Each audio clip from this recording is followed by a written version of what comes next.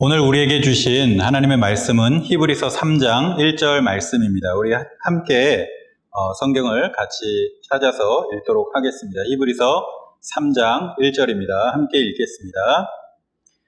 그러므로 함께 하늘의 부르심을 받은 거룩한 형제들아, 우리가 믿는 도리의 사도이시며 대제사장이신 예수를 깊이 생각하라.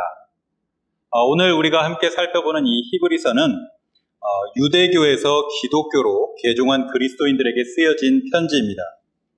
유대주의자들이 볼 때에 이 사람들은 배반자들이었기 때문에 다시 유대교로 돌아오라고 그들을 핍박하고 공격하는 일들이 나타났고, 이러한 공격에 유대교에서 기독교로 개종한 그리스도인들은 다시 돌아가야 되나? 이러한 고민 가운데 있었던 상황입니다. 그러한 자들에게 히브리서 기자가 이 편지를 기록하고 있는데, 그들을 향하여서 히브리서 기자가 사용한 방식은 무엇이냐? 그들이 돌아가려고 하는 그 유대교보다 우리가 믿고 있는 이 예수 그리스도가 얼마나 뛰어난지 그 우월성을 변증하는 방식이었습니다. 그래서 오늘 살펴보는 이 3장을 보게 되면 그들이 최고의 지도자라고 생각하는 모세보다 예수님이 얼마나 훨씬 더 뛰어나신 분인지를 설명하고 있습니다. 그렇게 유대교로 돌아가려는 유혹을 맞닥뜨린 자들에게 1절 말씀에서 그들을 향하여 내리고 있는 처방은 이것입니다. 우리가 믿는 도리의 사도이시며 대제사장이신 예수를 깊이 생각하라. 예수를 깊이 생각하라. 이것이 바로 이 히브리서 기자가 내리고 있는 처방입니다. 여러분, 이것은 지금 현재를 살아가고 있는 우리 그리스도인들에게도 너무나 중요한 처방이라고 생각됩니다. 예수를 믿고 우리가 그리스도인으로 살아가고 있지만 여전히 우리에게는 세상 속으로 돌아가려는 이 세속화의 유혹이 우리에게 계속해서 찾아오고 있기 때문입니다. 물론 당시의 핍박과 고난, 이러한 것도 참 무서운 것이었지만 우리가 알고 있는 것처럼 지금 우리가 느끼고 경험하고 있는 이 세속화의 유혹도 만만치 않습니다. 그렇기 때문에 오늘 우리는 히브리서 기자가 우리에게 전하여 주는 이 처방에 귀를 기울일 수 있었으면 좋겠습니다. 한번 다시 1절 말씀을 읽어보도록 하겠습니다.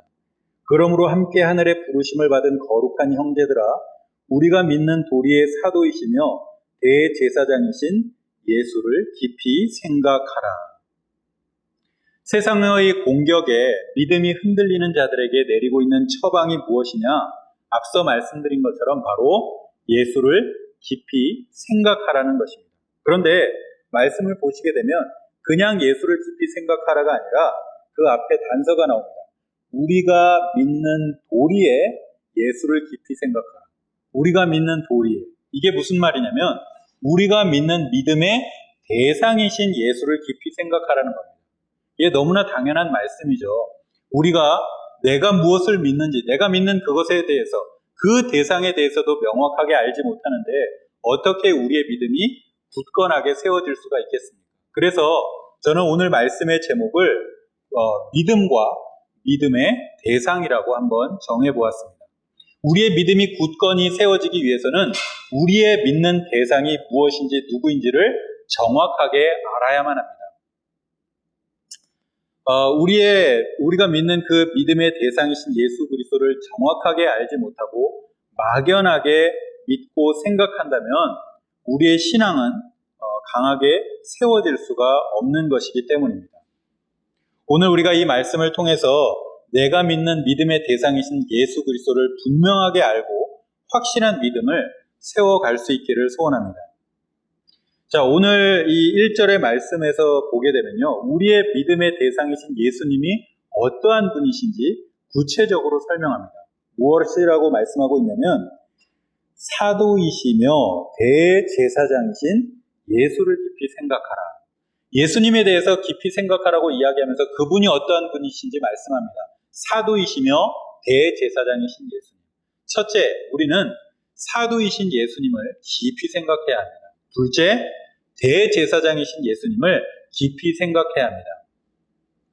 먼저 첫 번째, 이 예수님의 두 가지 특징 중에 첫 번째인 사도이신 예수님이 어떠한 분이신지 우리가 깊이 생각해 보기를 원합니다.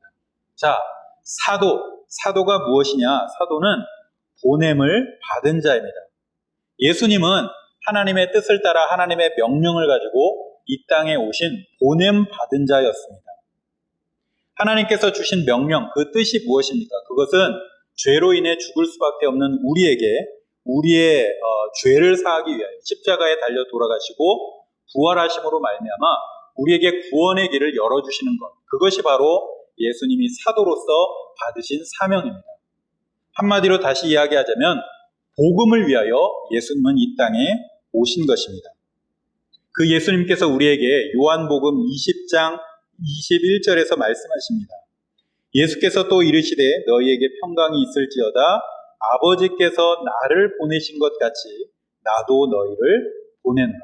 여러분, 예수님은 하나님께서 보내신 사도셨고요. 그 예수님께서 우리를 이 땅 가운데 사도로 보내셨습니다. 그러니 오늘 말씀에서 사도이신 예수 그리스도를 깊이 생각한다라는 것은 예수님께서 그렇게 하신 것처럼 나도 나를 세상 가운데 보내신 그 예수님의 뜻을 따라 복음을 전하는 그러한 삶을 살아가는 것을 말씀합니다. 두 번째, 우리는 대제사장이신 예수님을 깊이 생각해야 합니다. 대제사장은 무엇이냐? 하나님과 죄로 인하여 화목할 수 없는 우리 사이에서 중보자 역할을 감당하시는 것이 대제사장입니다. 예수님은 죽음과 고난을 통하여서 우리를 하나님께로 인도하는 특별한 대제사장이 되십니다. 이렇게 하나님과 세상을 화목하게 하셨던 그 예수님께서 우리에게 그 동일한 직분을 맡겨주셨습니다. 고린도후서 5장 18절입니다. 모든 것이 하나님께로서 났으며 그가 그리스도로 말미암아 우리를 자기와 화목하게 하시고 또 우리에게 화목하게 하는 직분을 주셨으니. 아멘. 여러분, 너무나 감사하지 않습니까? 나는 아무것도 아닌데, 오히려 죄로 인하여 죽을 수밖에 없는 나인데 예수님께서 감당하셨던 그 사도와 대제사장의 직분을 나에게 맡겨주셨다는 사실이 너무나 감사한 것 같습니다. 우리는 예수님의 명령을 따라 예수님께서 행하셨던 그것, 사도와 대제사장의 직분을 감당해야 합니다. 여러분, 그것이 무엇입니까? 그것은 바로 복음을 전하는 삶입니다. 오늘 말씀에 히브리서 기자가 내리고 있는 처방, 예수를 깊이 생각하라. 여러분, 이것은 말로만 아니면 정말 생각하라라고 한다고 해서 우리가 생각하는 것으로 그치는 것이 아니라 행동으로, 삶으로, 실천으로 우리가 이것을 감당해야만 하는 것입니다. 세상의 유혹과 세속화의 그 미혹 앞에 우리의 믿음이 흔들리고 불안함 가운데 살아가고 계십니까? 그렇다면 우리의 믿음의 대상이 되시는 예수 그리스도를 깊이 생각하시기를 바랍니다. 사도이시며 대제사장이신 그분께서 우리에게 그 직분을 맡겨주셨습니다. 복음을 전하는 이러한 삶을 통하여 우리의 시험을 이기고 우리의 믿음을 굳건하게 세워가시는 모든 성도님들 되시기를 주님의 이름으로 축복합니다. 기도하겠습니다.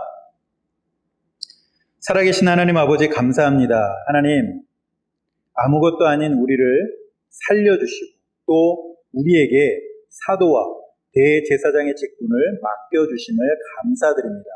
하나님, 우리에게 맡겨주신 이 복음 전파의 사명을 잘 감당함으로 말미암아 우리의 믿음도 굳건하게 세워질 수 있도록 축복하여 주시옵소서. 감사드리며 사랑이 많으신 예수님의 이름으로 기도드립니다.